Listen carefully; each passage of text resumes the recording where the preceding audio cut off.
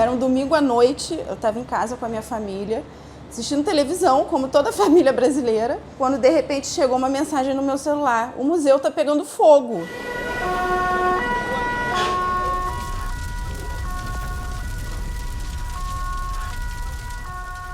Eu falei, não é possível. No que eu fui para a janela olhar, foi uma imagem assim muito impactante. Essa aqui foi a vista que eu tive assim que eu fiquei sabendo que o incêndio estava acontecendo dentro do museu. E essa é a vista que eu tenho aqui de casa. Foi bem chocante, né? Ver essa labareda enorme cobrindo essa mata bonita que tem aqui atrás na noite do incêndio.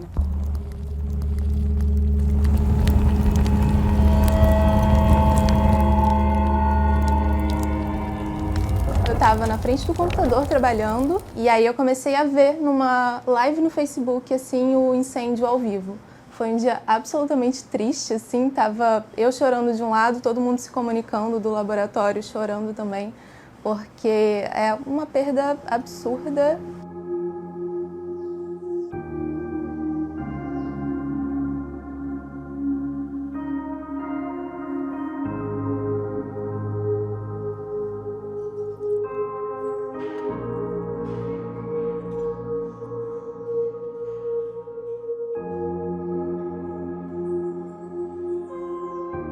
Foram mais de 200 anos fazendo uma coleção e você não consegue fazer isso de uma forma muito rápida. Para nossa tristeza, dos algo em torno de 20 milhões de objetos que nós tínhamos aqui, 85% foi perdido. Sobretudo, o material que estava em exposição.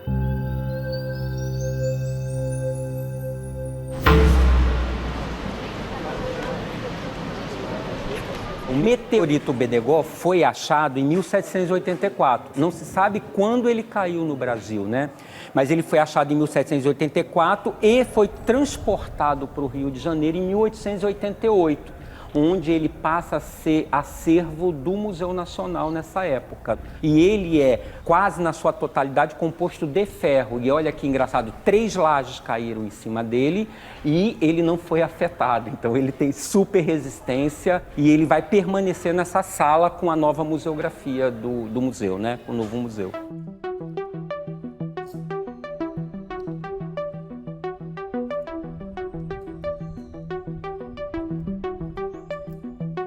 Ele vai ser uma das principais peças icônicas que nós vamos ter.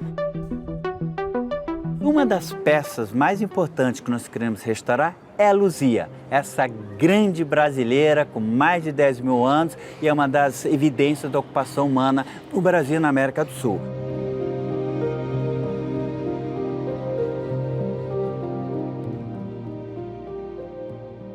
O manto tupinambá estava há mais de 350 anos na Dinamarca.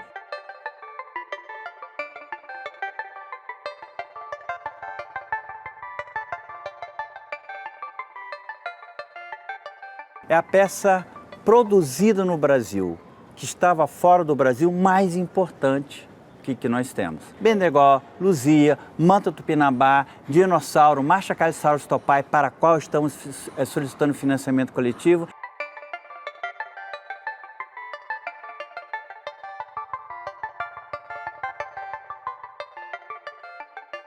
E tantas outras peças maravilhosas que vamos mostrar, se tudo der certo, no primeiro semestre de 2026.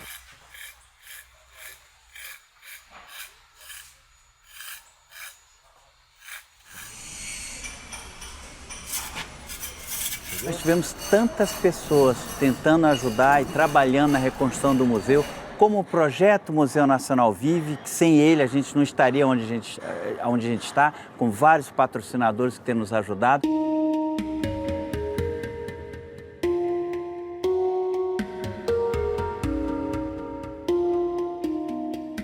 O projeto Museu Nacional Vive, que abarca o palácio, o anexo, a biblioteca e o campus, ele está estimado em 491 milhões de reais. Nós temos 55% desses recursos já captados e estamos aí viabilizando, né, e buscando parcerias e alianças para captar o restante dos recursos para viabilizar a implantação de todas as ações previstas. O museu hoje precisa, para abrir o que nós estamos planejando em 2026, no primeiro semestre, 107 milhões para as obras. E depois temos que trabalhar na questão dispositiva.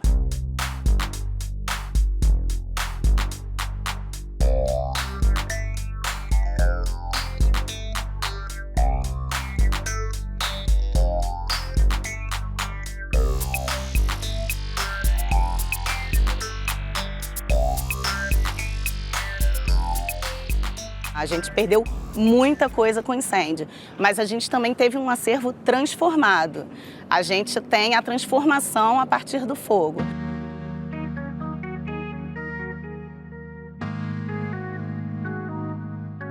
Esse edifício ele foi edificado em 1803. De lá para cá, ele sofreu inúmeras transformações e alguns grandes processos de reforma.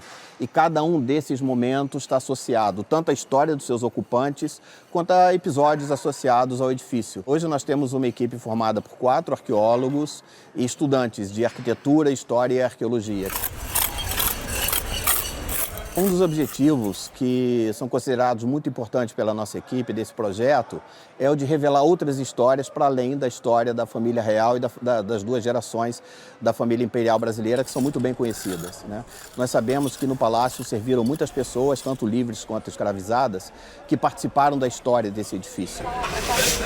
Esse local, ele foi originalmente uma capela. Ela foi construída na década de 1840, durante o Segundo Reinado já, dentro de uma grande reforma que aconteceu aqui no edifício durante o período imperial, e ela foi demolida durante a República já para servir a outras finalidades.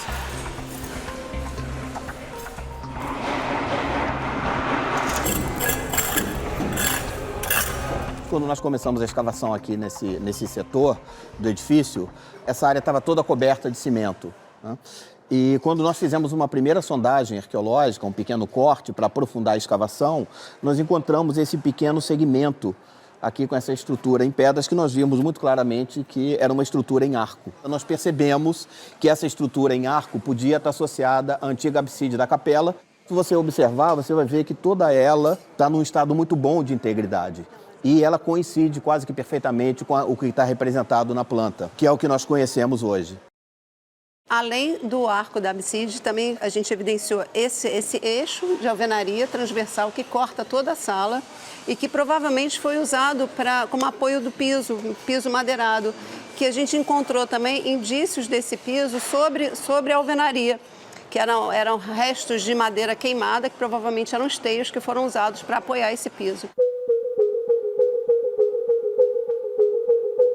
O incêndio revelou curiosidades decorativas, como, por exemplo, esse tratamento aqui que vocês estão vendo, que imita uma pedra que se chama lápis lazuli.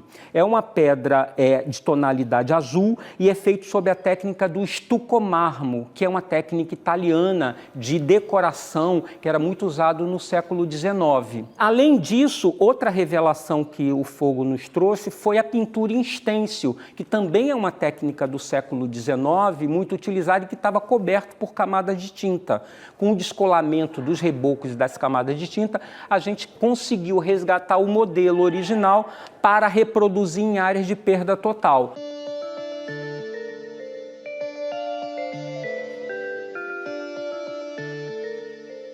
O prédio ele é muito importante não só para o Brasil, mas eu acho que internacionalmente, né? A arquitetura, por mais que tenha sido alterada ao longo do tempo, ela ainda preserva uma característica e uma potência neoclássica muito grande e muito intensa. Então esse desenho da fachada com esse frontão triangular, as esculturas formando a borda superior, as grandes alvenarias, os grandes panos de vidro, que são as esquadrias, isso é muito forte e permanece durante esses 2 séculos de existência. Não mudou muito. As mudanças ocorrem mais no interior do prédio, né, para ajuste de ocupação. Mas, sem dúvida, é um prédio de extrema importância, não só como prédio, arquitetura, né, mas também pela ocupação do prédio como Museu Nacional.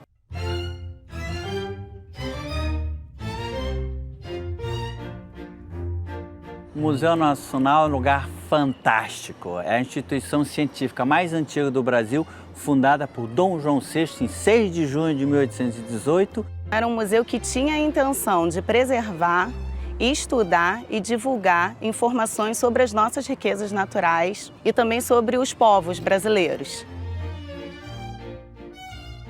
A gente está diante não só do primeiro museu do país, da primeira instituição científica do país, mas do maior museu de história natural da América do Sul. Então ele tem uma relevância que não é só local, não é só nacional, mas também internacional.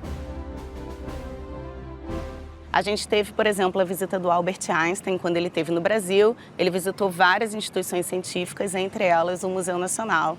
A gente também teve a visita, por exemplo, da Marie Curie e de outros cientistas de renome no Brasil, como, por exemplo, Santos Dumont e outros muito importantes para a área das ciências naturais e da antropologia até hoje.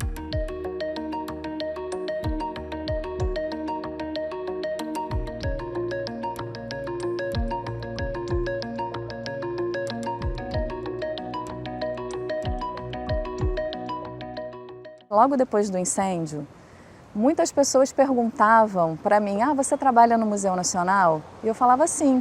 Então você não tem mais trabalho. E eu dizia não. O Museu Nacional, ele não é um prédio com um monte de objetos dentro. Ele é a significação daqueles objetos. E quem faz essa significação são os pesquisadores. Então, eu não preciso estar dentro daquela muralha, dentro daquele palácio, para continuar produzindo conhecimento e para continuar divulgando aquele conhecimento que era produzido anteriormente. Através das publicações, a gente mantém viva a memória das peças que a gente perdeu com o incêndio.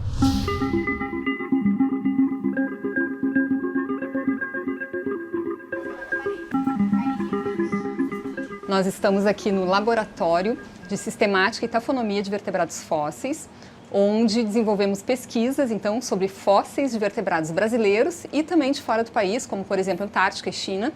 E temos vários alunos trabalhando em parceria com os nossos pesquisadores, alunos de iniciação científica, de mestrado, de doutorado e também pesquisadores de pós-doutorado vinculados ao laboratório.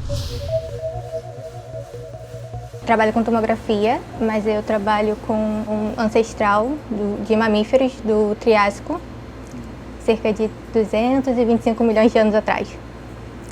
Aí eu segmento os ossos deles para posteriormente poder reconstruir o esqueleto. Sempre frequentei muito o museu quando era criança, e aí poder ajudar na pesquisa, poder estar sendo visto por outras pessoas. Esse trabalho aqui, ele é um trabalho com também uma paleopatologia. Então, é um bicho que tinha um problema de saúde e com esses ossos aqui a gente consegue ver esse problema de saúde, essa patologia, e com a lâmina a gente consegue ver qual o problema na disposição das células e do tecido ósseo.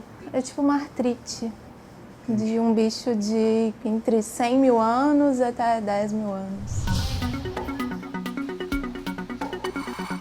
Eu estou tratando a imagem gerada por tomografia do que tem dentro de uma peça, de uma rocha vinda lá da Antártica. Temos fragmentos de corais, de tubarões e outros invertebrados também. Aqui a gente está vendo o esqueleto do animal. A gente pode utilizar uma tomografia na parte taxonômica, dependendo das espécies, a gente pode utilizar algumas estruturas ósseas para identificar espécies diferentes, separar em espécies diferentes, ou mesmo utilizar para a identificação de doenças.